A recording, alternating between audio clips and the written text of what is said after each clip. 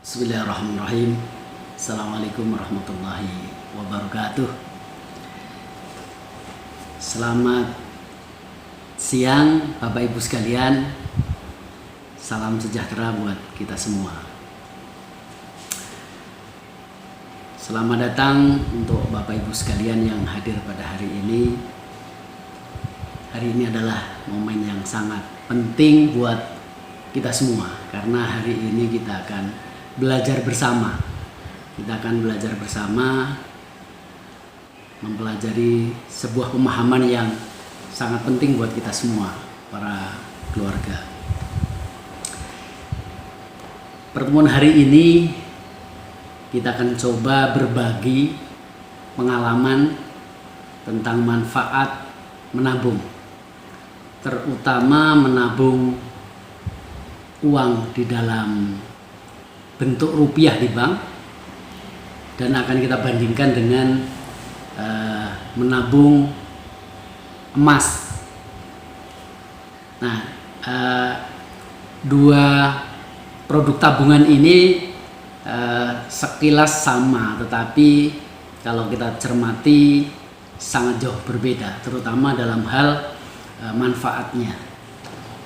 Nah, kita akan bahas tentang perbedaan menabung rupiah di bank dengan menabung emas.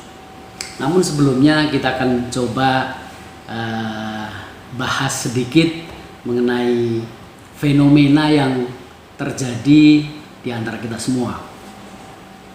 Nah, beberapa fenomena di antaranya adalah yang terjadi pada kehidupan kita masing-masing para keluarga. Mungkin kita yang bekerja itu setiap bulan akan mendapatkan gaji. Nah, gaji kita para karyawan itu mungkin bisa juga setiap tahun naik, atau mungkin 3 tahun sekali naik, dan biasanya dipicu oleh perubahan harga-harga barang, sehingga gajinya ini disesuaikan oleh pemerintah, dan ini berpatokan pada bisa UMR, bisa UMK, ya, bisa nasional gitu. Nah, yang menarik adalah ketika gaji kita naik, tapi yang menarik sekali ketika gaji naik itu bukannya kebutuhan kita tercukupi, namun justru ketika kita punya tambahan uang, di otak kita ada kebutuhan lain yang muncul tiba-tiba. Nah, sehingga kenaikan gaji yang kita dapatkan itu tidak bisa memenuhi kebutuhan dan keinginan kita. Itu yang terjadi fenomenanya. Kemudian ketika kita punya uang lebih, ya, biasanya kita simpan kalau di rumah kita khawatir lah. Mungkin khawatir hilang, khawatir kecurian, khawatir apa yang menjadi kekhawatiran kita. Nah, biasanya kita siasati dengan menabung di bank. Nah, lucunya uang yang kita tabung di bank itu kan biasanya mendapatkan keuntungan dalam bentuk bunga. Namun ketika kita teliti lebih dalam lagi, tabungan kita itu nilainya akan selalu merosot. Nah, sehingga aset kita yang sesungguhnya adalah nilai daya beli uang kita itu merosot. Jadi kita sebut aset kita berkurang ketika kita nabung uang dalam bentuk rupiah di bank. Fenomena berikutnya adalah bahwa impian kita ini semakin lama itu semakin sulit terwujud. Kenapa? Karena harga-harga impian kita itu ternyata semakin mahal. Ini berkaitan dengan apa yang saya sudah sebutkan sebelumnya, bahwa ketika kita menyimpan uang di bank itu, justru aset kita yang utama adalah daya beli uang tersebut itu selalu merosot. Sementara ya, impian kita, kebutuhan kita dalam bentuk impian kita, cita-cita kita, mungkin ingin berumroh, ingin beli rumah, ingin beli mobil dan sebagainya, ini semakin sulit terwujud. Karena apa? Karena uang kita yang kita tabung itu nilai daya belinya semakin merosot, sehingga harga impian kita seolah-olah semakin mahal. Nah, ini fenomena yang ketiga. Yang keempat, ada fenomena yang berikutnya. Ya, ini sudah menjadi kebiasaan kita. Ya, sudah menjadi kebiasaan kita, orang-orang Indonesia dan mungkin orang luar negeri juga begitu. Ya, kita punya sifat yang konsumtif. Jadi boros. Nah, ketika punya uang, ya, benak kita itu muncul keinginan baru. Nah, sehingga kita punya uang, langsung kita realisasikan keinginan kita. Maka ini yang disebut boros. Ya. Kita menjadi konsumtif. Ada uang tabungan sedikit, kita langsung ingin beli HP baru, ingin ganti mobil, ingin beli baju baru, beli kosmetik yang mahal. Ini yang namanya konsumtif, dan ini menjadi fenomena buat kita orang-orang Indonesia. Nah, kemudian fenomena berikutnya. Jadi ketika kita sudah memiliki aset dalam bentuk tabungan misalnya, ini kita itu susah untuk merencanakan masa depan kita. Jadi kita itu susah untuk merancang masa depan kita. Kita bingung mau ngapain ketika punya uang. Padahal anak pengen kuliah, ya, kita pengen umroh, kita pengen punya mobil, kita pengen punya rumah yang lebih besar. Kadang-kadang kita tidak bisa memprioritaskan mana yang lebih utama, mana yang harus didahulukan, mana yang harus ditaruh di belakang. Ini kita rata-rata itu susah untuk merancang masa depan. Nah, ini Bapak Ibu sekalian, ini fenomena-fenomena yang terjadi pada kita semuanya. Nah, kemudian karakter kita juga ini, karakter jeleknya. Jadi kita pengen mudah, semuanya pengen mudah. Jadi ketika kita ada orang tiba-tiba nawari kartu kredit, diiming kartu kredit, ada kemudahan, tidak perlu bawa uang dari rumah. Nah, ketika kita sudah tergiur untuk memiliki kartu kredit, itu paling mudah kita belanja karena kita tidak ngerasa ngeluarin duit. Tapi begitu kena jatuh tempo, nah, kita baru kelabakan. Begitu akhir bulan, ini tagihan listrik belum dibayar, cicilan mobil belum terbayar, cicilan rumah belum terbayar, kartu kredit yang kemarin kita makan di restoran A, kemudian kita beli baju di mall pakai kartu kredit juga, di akhir bulan tagihan numpuk. Dan pada suatu ketika nanti kita akan tidak bisa membayar kartu kredit, dan ujungnya kita akan diblokir kartu kreditnya, kemudian kita dikejar-kejar oleh debt collector. Ini yang terjadi. Nah, kemudian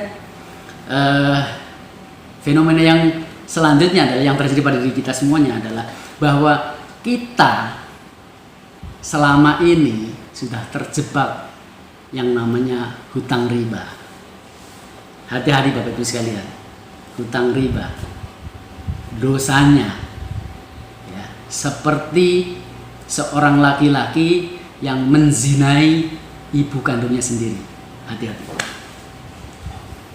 Makanya bank-bank konvensional yang masih menggunakan riba, hati-hati. Kita para nasabahnya hati-hati. Jangan sampai terjebak pada hutang riba. Nah, kemudian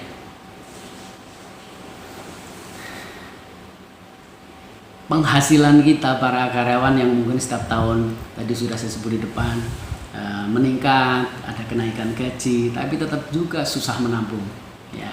Karena apa? Ketika gaji naik, nah filosofinya kan begini, gaji dinaikkan itu karena harga bahan pokok, harga kebutuhan hidup itu naik, meningkat, sehingga pemerintah mengambil kebijakan untuk menutupi kenaikan harga ini, maka gajinya dinaikkan. Ini persoalannya. Jadi walaupun gaji kita naik, tetapi kebutuhan kita semakin meningkat, kemudian harga-harga semakin meningkat, sehingga mungkin hampir tidak terbeli oleh kita. Nah, sehingga walaupun gaji naik, kita tidak bisa menabung. Kita masih sulit menabung. Nah, kemudian di era globalisasi ini, di era digital, banyak sekali iming-iming ketika kita punya kebutuhan yang mungkin tidak mendesak, tapi ketika ada orang nawarin pinjaman online, kita kadang-kadang tergiur, ya. Kadang-kadang tergiur walaupun cuma pinjam 2 juta, pinjam 5 juta tanpa agunan. Ini kadang-kadang ketika sudah ditawari pinjaman tanpa agunan, kita tergiur. Nah, inilah yang kadang-kadang kita menjebak pada kita semua. Kemudian impian-impian kita yang kita pengen berangkat umroh, kita pengen berangkat haji, mungkin kita juga perlu nabung haji dan sebagainya. Ini kan menambah kebutuhan dan keinginan-keinginan kita. Nah, sehingga Bapak Ibu sekalian, kebutuhan-kebutuhan dan keinginan kita ini yang menyebabkan kita sulit untuk menabung. Nah, Bapak Ibu sekalian, apalagi kita punya anak, ya, yang kita harus persiapkan masa depannya. Anak-anak kita perlu kuliah dan biaya kuliah tidak sedikit. Maka ini juga harus diperhitungkan buat kita semuanya untuk menabung. Makanya kita perlu jeli bagaimana menabung yang menguntungkan buat kita, bagaimana menabung yang seolah-olah kita untung tapi sebenarnya rugi besar, kayak gitu. Nah, inilah yang akan kita bahas pada hari ini. Kita akan mencoba mendalami bagaimana perbandingan antara menabung uang dalam rupiah di bank ataupun menabung emas. Nah, Bapak Ibu sekalian, apapun yang terjadi, berapapun penghasilan kita mesti harus bijaksana, kita harus pinter-pinter untuk mengalokasikan dana-dana kita. Jadi uang kita yang sangat terbatas, kita harus alokasikan sesuai dengan peruntukannya, sesuai dengan cita-cita kita. Makanya kita harus alokasikan atau kita bagi penghasilan kita menjadi 5 bagian. Nah, yang pertama, pastilah kebutuhan hidup sehari-hari, kebutuhan pokok harus dipenuhi. Makanya tidak bisa tidak, kita harus alokasikan maksimal 60% untuk kebutuhan pokok kita yang kita habiskan untuk makan, untuk transport, kemudian untuk kebutuhan anak sekolah, bayar sekolah dan sebagainya. Itu kita harus kita alokasikan dan maksimal 60% dari penghasilan kita. Nah, itu boleh dihabiskan tapi maksimal 60%. Tetapi ada alokasi lain yang harus kita perhitungkan, yang harus kita sediakan dan kita alokasikan. Misalnya gaya hidup ini juga suatu kebutuhan yang tidak bisa kita tinggalkan, karena kita butuh penampilan yang paling tidak ya sesuai dengan kapasitas kita. Mungkin anak-anak kita yang perempuan, istri kita perlu berdandan yang layak, maka butuh kosmetik. Maka gaya hidup ini perlu dialokasikan, yang kita sebut lifestyle, cuman maksimal 10%. Kemudian kita perlu menyediakan tiket surga, ya kan? Kita kan punya cita-cita untuk di akhirat ini mendapat tempat yang layak dengan mendapatkan surga, maka kita alokasikan zakat, infak, sedekah, ya, maksimal 10% dari penghasilan kita. Kemudian apa namanya kebutuhan yang kadang-kadang tidak kita sangka-sangka muncul. Itu yang kita sebut kebutuhan darurat. Contoh misalnya, tiba-tiba keluarga dari kampung datang, orang tua datang, adik datang, ya kan. Ini kan ketika datang di rumah kan kita alokasikan, ya. Makannya harus ada, kemudian pulangnya kita sangonin gitu kan. Kemudian ketika sudah sampai ke rumah kita ajak jalan-jalan, itu kan perlu budget.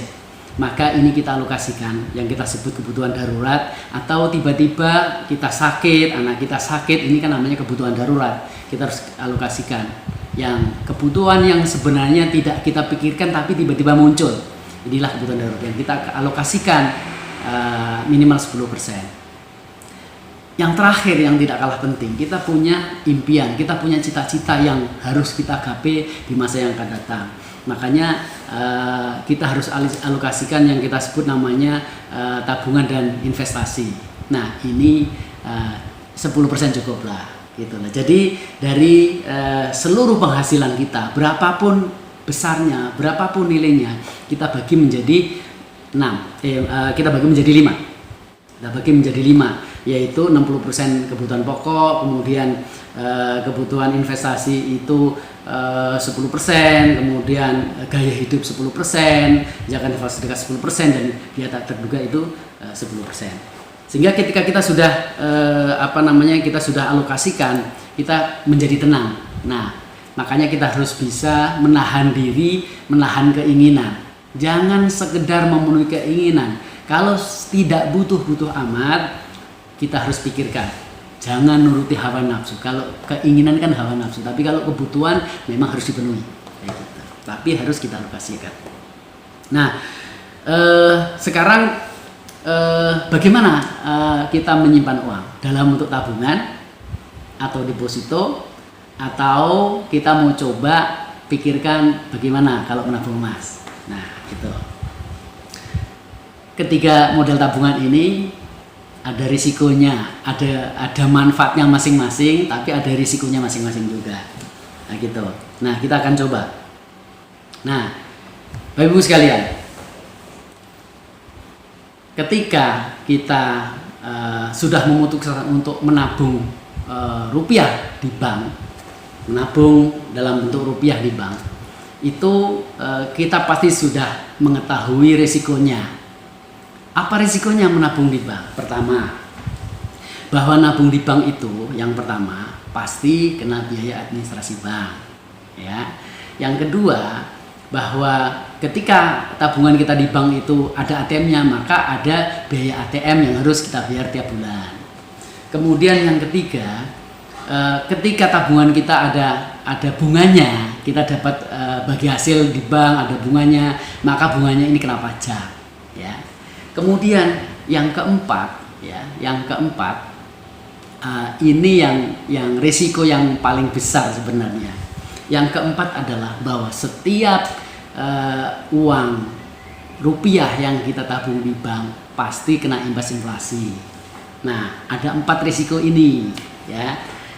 Termasuk juga deposito. Kalau namanya deposito di bank, pasti kena biaya administrasi, kena pajak bunga, ya, bunga deposito, kemudian juga kena inflasi, sudah pasti. Nah, makanya kita harus mengerti, kita harus pahami betul bahwa risiko-risiko yang terjadi ketika kita memutuskan untuk menabung di bank dalam bentuk rupiah, gitu. Nah, yang menjadi persoalan adalah ketika kita mencoba menabung di bank, jadi kita harus pikirkan biayanya dan inflasinya itu sebanding nggak dengan keuntungannya atau bunganya. Ini yang Bapak Ibu harus perhatikan. Nah, bunga bank sudah ada ketentuannya lah, ya, bunga bank sudah ada ketentuannya. Kemudian biaya administrasi juga sudah ada ketentuannya. Lalu biaya ATM juga sudah ada ketentuannya. Dan itu semuanya sudah diberitahu oleh bank, gitu. Dan kita dalam catatan rekening koran atau print out dari rekening bank itu pasti muncul di situ, ada bunganya, ada biaya ATM-nya, ada biaya ATM dan sebagainya. Yang nggak kita bisa prediksi adalah ketika kita nabung rupiah di bank itu adalah inflasi. Nah, Bapak Ibu harus pahami. Kalau belum paham tentang inflasi, saya akan coba jelaskan. Apa itu inflasi? Inflasi adalah penurunan daya beli uang yang kita simpan. Nah, bagaimana pemahamannya? Bapak Ibu sekalian, saya waktu kecil masih mengalami zamannya Orde Baru di zamannya Pak Harto. Saya ingat betul dulu pernah mengalami bahwa beras 1 kilo itu harganya 1.000 perak. 1.000 perak. Jadi uangnya 1.000 perak dapat 1 kilo. Hari ini uang beras 1 kilo harganya itu sekitar 10.000, 11.000, 12.000 sampai 15.000 lah yang mungkin terenak lah, paling enak, pulen dan sebagainya gitu ya. Nah, jadi itu gambarannya. Sama-sama 1 kilo ya, sama-sama 1 kilo pada zaman dulu ya, harganya di masa Orde Baru itu cuma 1.000 rupiah. Hari ini sekilo itu sudah 12.000 rupiah. Nah, itulah gambarannya. Dulu uang 1.000 itu dapat 1 kilo. Hari ini uang 1.000 dapat 1/12 kilo, Bapak Ibu. Nah, ini yang kita sebut inflasi. Artinya uangnya sama-sama 1.000, tapi 1.000 dulu bisa untuk membeli beras sekilo, tapi hari ini uang 1.000 cuma bisa membeli beras 1/12 kilo. Nah, ini namanya penurunan nilai daya beli uang kita. Ini yang disebut inflasi. Nah, Bapak Ibu sekalian, nah inflasi itu dalam 1 tahun itu lumayan gede, dan kalau dibandingkan dengan bunga bank, nggak sebanding bunga bank yang kita dapat dengan inflasi. Jadi inflasi itu rata-rata dalam 1 tahun, pengalaman nih, berdasarkan pengalaman itu antara 5-8%. Tapi di tahun-tahun 2020 itu ada inflasi cuman 3%. Tapi 3% itu setahun ya. Tapi itu masih lebih gede dibanding bunga yang kita dapat ketika kita menabung di bank. Yang namanya tabungan biasa 1 tahun itu 0,1% kalau tabungan ya. Nah, sehingga beda dengan deposito. Kalau deposito mungkin bisa 6% setahun. Tapi kalau inflasinya nanti sampai 8%, nggak bisa nutup juga. Kalau inflasinya di bawah 6% masih dapat keuntungannya gitu. Nah, makanya Bapak Ibu, kita harus jeli. Kita harus bisa memutuskan dengan bijaksana supaya apa yang kita tabungkan dalam investasi kita itu bermanfaat dan menguntungkan. Nah, jadi Bapak Ibu sekalian, nah, itulah bedanya menabung uang kita dalam bentuk rupiah di bank. Nah, nanti kita bisa lihat di slide ya. Bapak Ibu juga nanti bisa lihat di slide.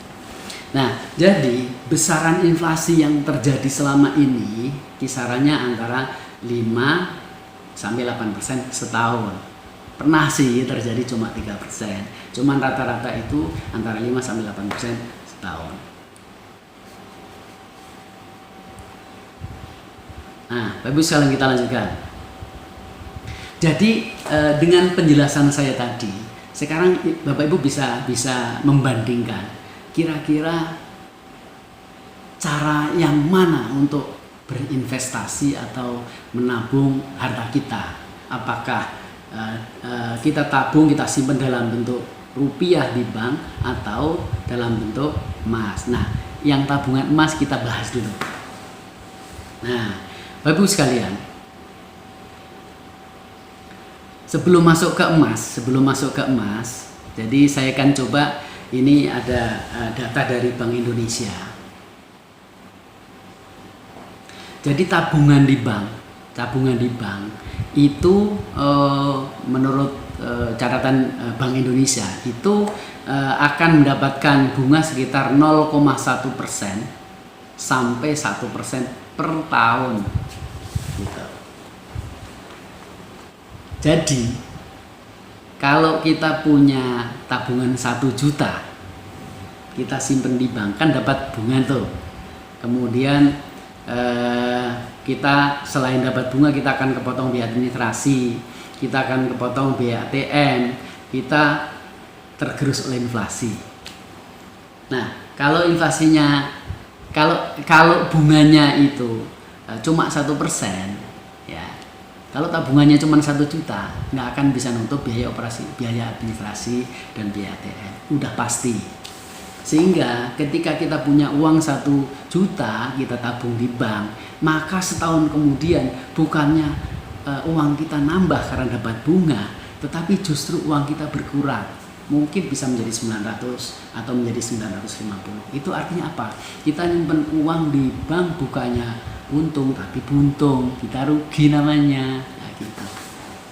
Nah, kemudian ini saya gambarannya ini. Jadi kalau kita, ini catatan di Bank Indonesia ya. Nah, tabungan 0 sampai 1 juta bunganya 0,001%. Kemudian nabung 1 juta sampai 50 juta itu bunganya 0,9% per tahun. Tabungan 50 juta sampai 500 juta itu bunganya cuma 1,05%. Tabungan 500 sampai 1 miliar itu bunganya 1,3% per tahun. Tabungan 2 miliar ke atas, di atas 1 miliar itu bunganya sekitar 2%. Siapa sih yang punya tabungan 1 miliar? Siapa sih, berapa orang jumlahnya? Apalagi yang di atas 1 miliar, berapa orang jumlahnya? Gitu. Rata-rata kita tabungannya paling 10 juta, 20 juta, atau 100 juta ke bawah lah. Gitu. Nah, rata-rata orang kalau misalnya nabung cuman 2 juta, 5 juta gitu ya. Coba aja buktikan lah di akhir tahun dapat untung berapa. Gitu. Jadi berapa uang yang 2 juta tadi setelah 1 tahun? Karena di sana sudah kepotong biaya administrasi, biaya ATM. Nah, belum kita hitung inflasinya, itu masih baru keuntungannya saja. Kalau inflasinya 5%, ya. Kalau inflasinya 5%, kemudian tadi yang tabungan di atas 1 miliar itu cuma 2%, berarti berapa nilai aset kita? Kan berkurang, kegerus sama inflasi. Betul ya? Nah, itulah Bapak Ibu. Sebenarnya kita pengen punya keuntungan ketika nabung rupiah di bank kita, ya. Tapi kenyataannya kitanya bukan untung tapi rugi. Maka ya silahkanlah Bapak Ibu pikirkan sebaiknya bagaimana kalau sudah begini gitu loh. Nah, yang kedua, saya akan coba menyampaikan tentang bagaimana tabungan emas, Bapak Ibu sekalian. Nah, Bapak Ibu umurnya sekarang berapa? Mungkin ada yang 30 tahun, 40 tahun, 50 tahun, mungkin ada yang lebih, atau yang mungkin masih remaja lah gitu ya. Nih pengalaman saya itu dulu kuliah itu tahun 86, 87 lah saya masuk kuliah. Waktu itu harga emas itu sekitar 100 sampai 150 ribu per gram, ya kan.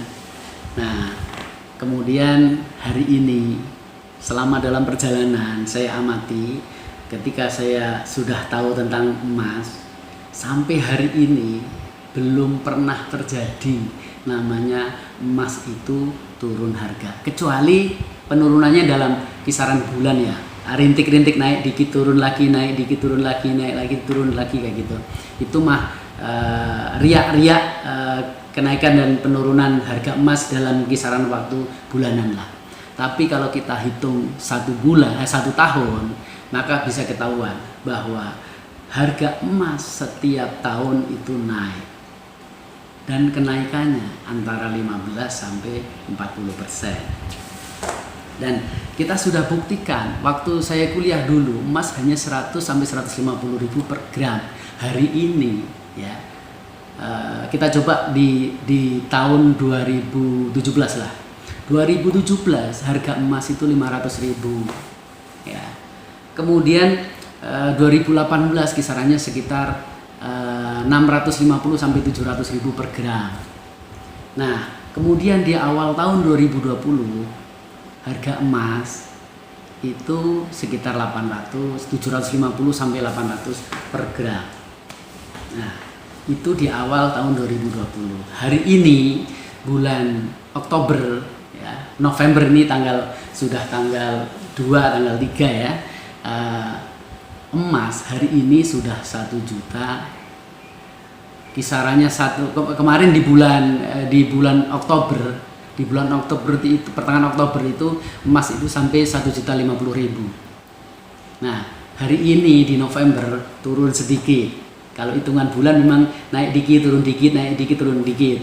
Itu kalau hitungan bulan. Tapi kalau dihitung tahun, awal tahun 2020 itu masih 750 sampai 800.000 per gram. Hari ini sudah dalam kurun waktu 9 bulan itu sudah naik dari 750 sampai 1 jutaan lebih. Jadi kira-kira naiknya 250 sampai 300.000 per gram.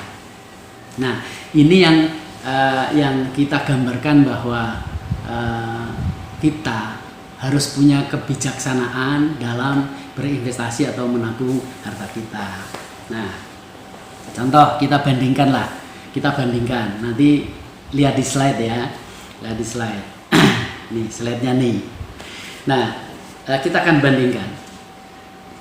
Misalnya ini di slide kita itu gambarnya itu tahun 2007 lah, 2007. Misalnya punya uang 1 miliar. Tahun 2007 punya uang 1 miliar. Kebijakan pertama itu di deposito.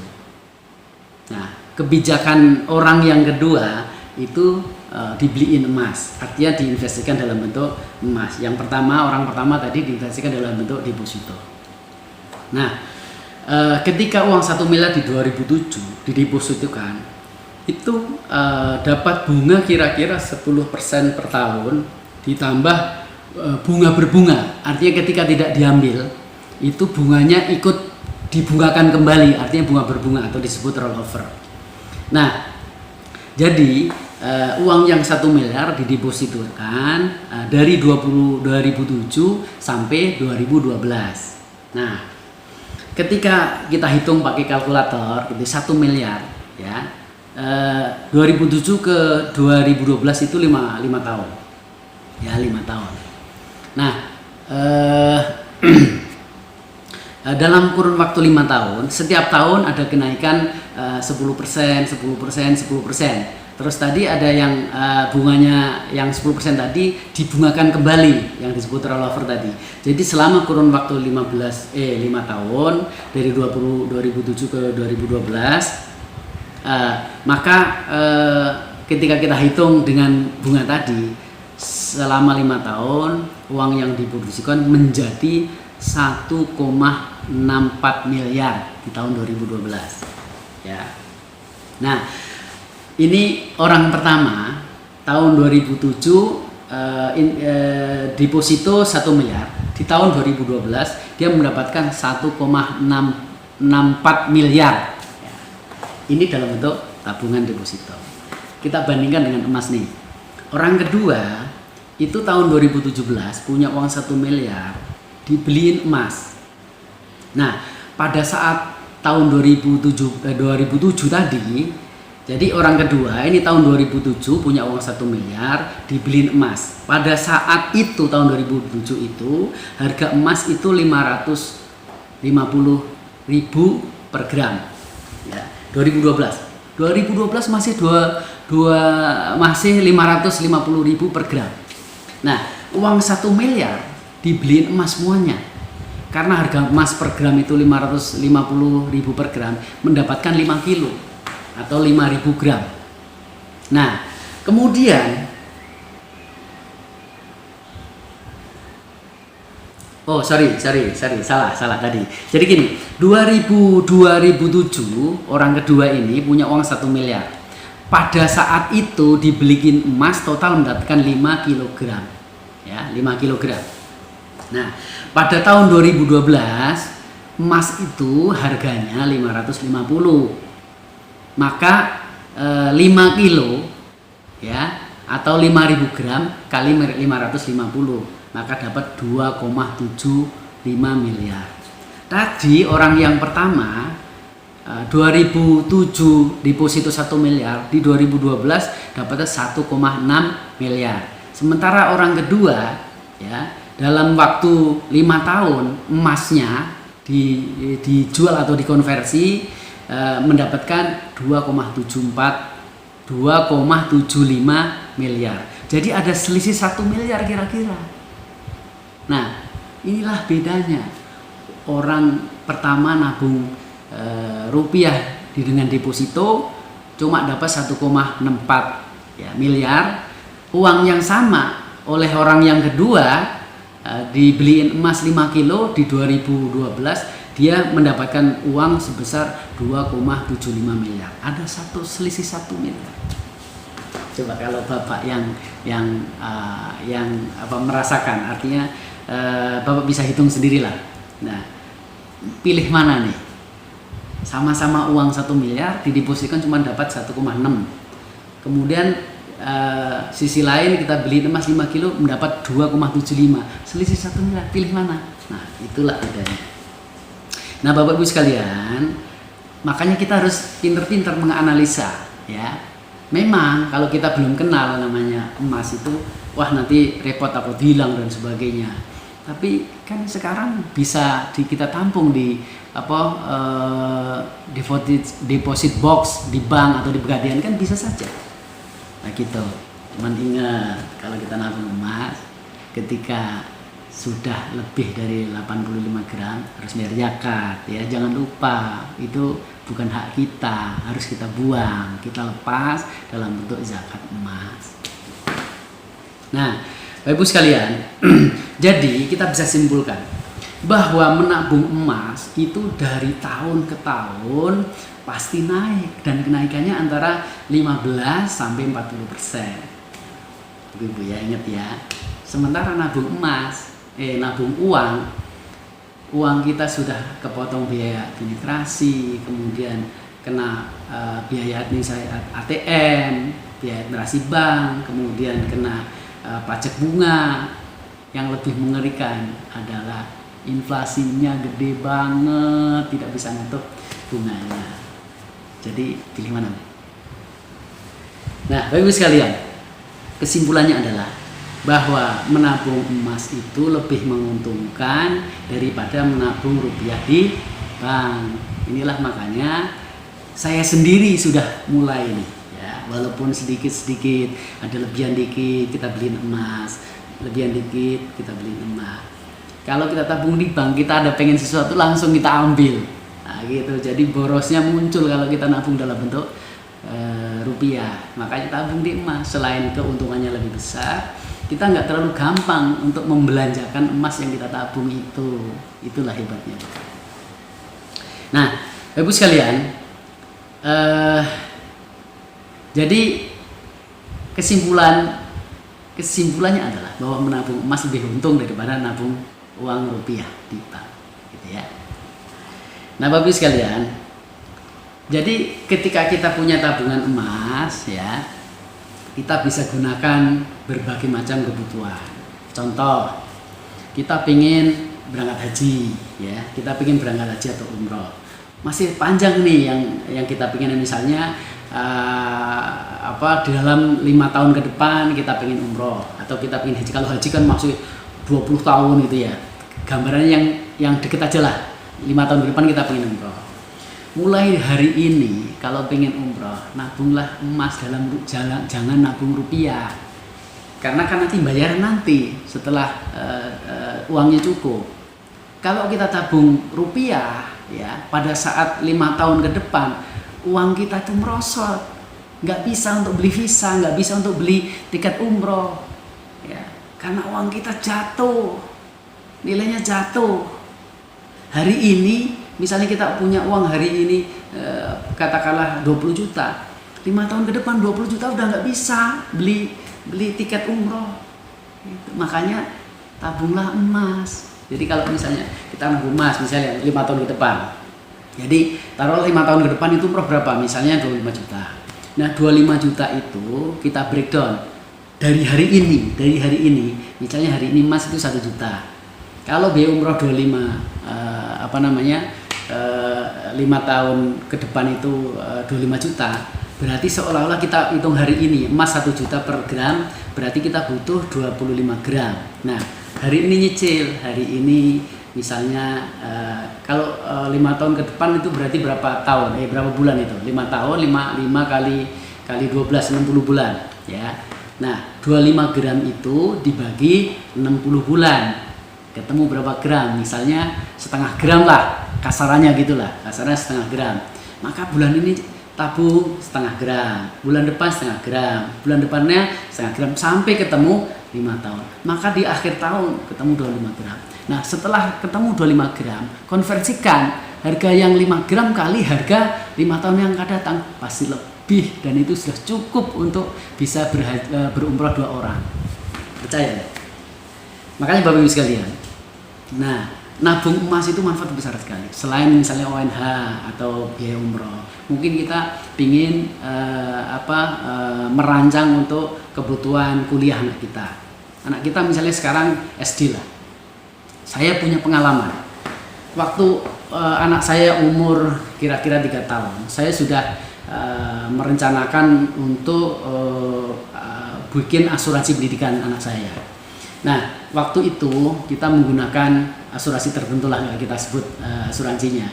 Jadi pada saat itu kita dikasih gambarannya, nanti ketika kalau tidak salah waktu itu sekitar 1 tahun bayar sekitar 6 juta lah, 6 juta per tahun.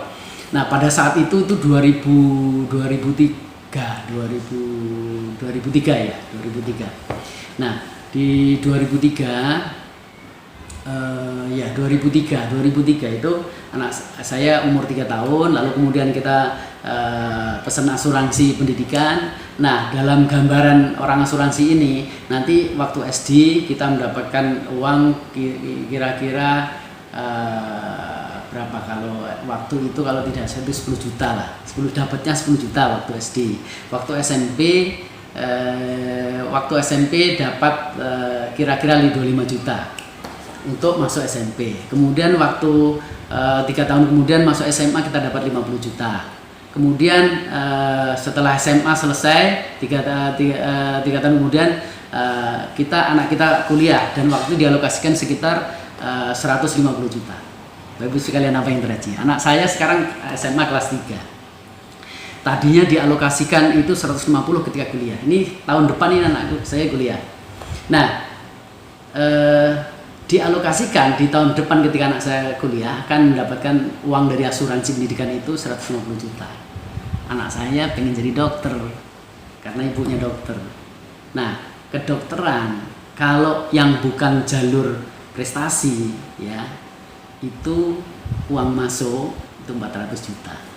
Sementara dialokasikan sama asuransi pendidikan cuma 150 juta. Itu artinya kita alokasikan uang kita untuk asuransi pendidikan nggak bisa mengcover kebutuhan kuliah anak saya. Itu bukti yang nyata yang sudah saya alami. Nah, sehingga ketika kita punya anak, ingin kita rencanakan pendidikan, tabunglah emas. Dari sejak anak kita mau diasuransikan tadi, yang kita alokasi tadinya ke asuransi, tapi kita tabung emas mulai saat itu, gitu loh. Ikutin aja, misalnya seperti hitungannya orang asuransi, misalnya per bulan per tahun misalnya 6 juta, tapi dalam bentuk tabungan emas. Maka ketika sampai jatuh tempo anak kita kuliah, pasti uangnya sudah berlipat-lipat dan cukup untuk biaya kuliah anak kita. Itulah namanya tabungan cerdas pakai emas. Demikian juga kita pengen punya mobil, kita ingin punya rumah, kita ingin beli apa, tabunglah emas dari sekarang. Anda tidak akan rugi sedikit pun. Nah, Bapak Ibu sekalian, sudah banyak contoh, sudah banyak. Ini slide saya tidak bisa kita jelaskan semua, waktunya terlalu panjang ya. Jadi gambarnya seperti itu. Nah, kemudian ini saya akan sampaikan perbandingan menabung uang di bank versus nabung emas. Nah, pertama, nabung uang di bank. Ya, pertama akan terdampak inflasi dan dana sulit berkembang. Ya, karena uang kita nilainya merosot terus, terdampak dari inflasi tersebut. Kemudian bunga tabungan ya sangat rendah dan itu riba. Kemudian ada beban biaya administrasi. Kemudian ada biaya pajak yang kita tanggung dari bunga yang kita dapatkan. Adanya aturan bank, limitasi bank, ya kan? Ketika ada gangguan sistem, uang kita tidak bisa ditarik, ya. Gitu. Nah, sekarang bagaimana menabung emas? Emas tidak kenal namanya inflasi, karena emas menjadi rujukan nilai-nilai, ya. Dan nilai emas cenderung naik dari tahun ke tahun. Yang kedua, nabung emas itu tidak terkena riba.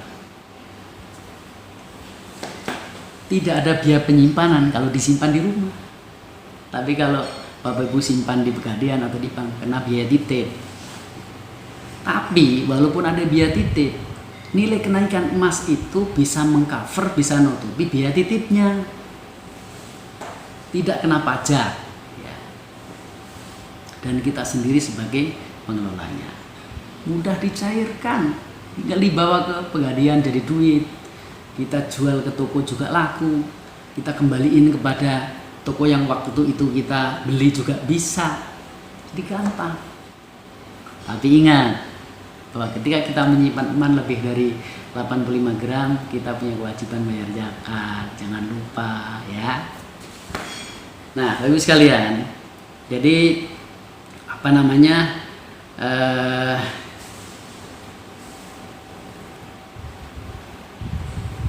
Jadi bagaimana caranya agar dapat terhindar dari jebakan inflasi dan mendapatkan semua manfaat emas? Yang pertama, ya, kita membuat alokasi dana yang ideal, ya. Bagilah dana kita seperti yang tadi depan sudah kita jelaskan menjadi 5 bagian, untuk kebutuhan pokok, untuk kebutuhan investasi, kebutuhan gaya hidup, untuk kebutuhan darurat, ya. Ini harus kita alokasikan. Kemudian ketika kita punya impian, punya cita-cita, kita harus hitung, kemudian kita konversi dengan emas, lalu kemudian kita tabung emas, pasti cita-cita kita tercapai. Kemudian konversikan seluruh tabungan kita dalam bentuk emas, ya Bapak Ibu sekalian. Jadi kalau kita nabung rupiah pasti berkurang aset kita, tapi kalau ketika nyimpan emas, investasi emas, selain nilainya selalu naik, ya kita banyak keuntungan, ya. Satu lagi yang menarik nih, ketika Bapak Ibu sebagai orang yang sangat sosial, mungkin punya keluarga yang kekurangan, atau punya saudara atau punya sahabat atau tetangga, ya, datang ke ibu, ya, memelas, ya, merengek-rengek minta bantuan, mau minjem uang, gitu ya. Nih, saya kasih tahu rahasianya. Ketika Anda meminjamin uang ke teman, saudara, tetangga dan sebagainya, Anda juga harus berpikir dan sudah punya pemikiran bahwa nanti orang ini pasti akan molor balikinya. Ketika Anda pinjemin tetangga atau teman Anda dalam bentuk rupiah, nah taruhlah misalnya janjinya 1 tahun dibalikin, Tapi ketika jatuh tempo 1 tahun, maka biasanya suka molor.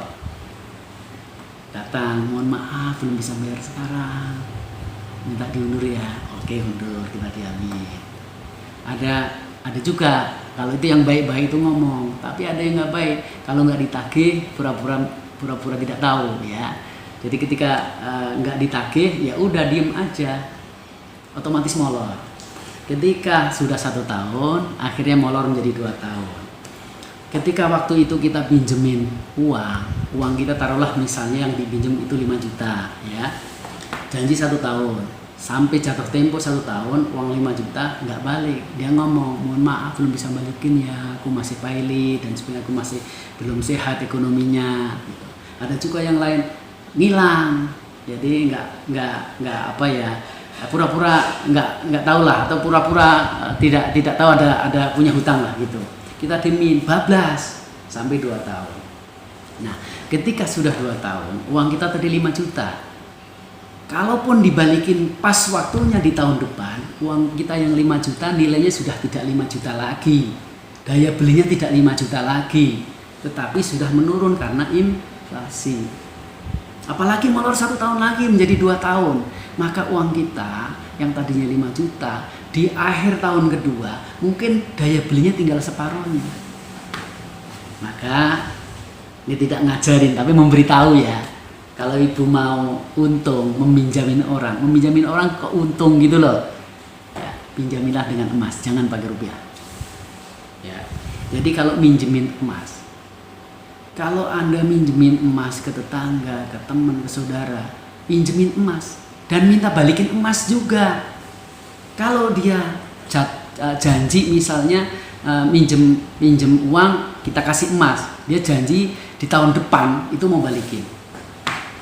Kalau balikin pada saat yang jatuh tempo tepat, kita juga untung. Tapi kalau dia molor sampai tahun berikutnya, asalkan dia ngembalikin dalam bentuk emas, kita tetap untung. Gimana sih untungnya? Kita minjemin baliknya seperti semula ke untung. Nah, ini rahasianya. Misalnya nih, hari ini kita pinjemin kalau 5 juta, hari ini itu 5 gram. Ya, kira-kira 5 gram. Nah, hari ini dia pinjem uang 5 juta, kita kasih emas 5 gram. Tapi kita ngomong, saya pinjemin emas, besok harus balik emas. Ya, oke, setuju. Nah, hari ini kita lepas emas 5 gram. Lalu dicairkan menjadi 5 juta. Terserah dia. Gitu kan? Nah, kemudian uang emas yang 5 gram ini udah kita lepas. Ceritanya udah tiba-tiba sampai akhir tahun lah. Ketika sampai akhir tahun, maka kalau dia balikin tepat waktu, maka dia balikin dalam bentuk emas. Nah, emas kita terima. Emas yang sudah lewat 1 tahun, nilainya sudah nggak 5 juta lagi, tapi mungkin sudah 7 juta. Gitu ya. Nah, jadi makanya kalau kita mau kita mau berjiwa sosial, mau nolong orang, mau minjemin uang, kasihlah emas. Nah, maka ketika dia tepat waktu membalikinya, kita sudah untung karena nilai emas kita sudah naik. Apalagi kalau dia molor misalnya dari 1 tahun menjadi 2 tahun, asalkan dia balikin dalam bentuk emas, pasti kita untung. Karena uang emas 5 gram tadi, ketika 2 tahun kemudian nilainya sudah naik, mungkin bisa 2 kali lipat. Itulah makanya kita sarankan teman-teman kita yang sudah tahu, silahkan yang punya emas. Kalau ada orang minjem, jangan pinjemin duit cash, tapi pinjemin emas. Maka seolah-olah kita nitip emas, tidak perlu biaya titip, tapi emas kita sudah nilainya sudah naik. Inilah keuntungannya emas. Bapak Ibu sekalian, itu aja dulu ya. Nanti kita sambung lagi. Kurang lebihnya mohon maaf. Mudah-mudahan bermanfaat. Terima kasih atas perhatiannya. Assalamualaikum warahmatullahi wabarakatuh.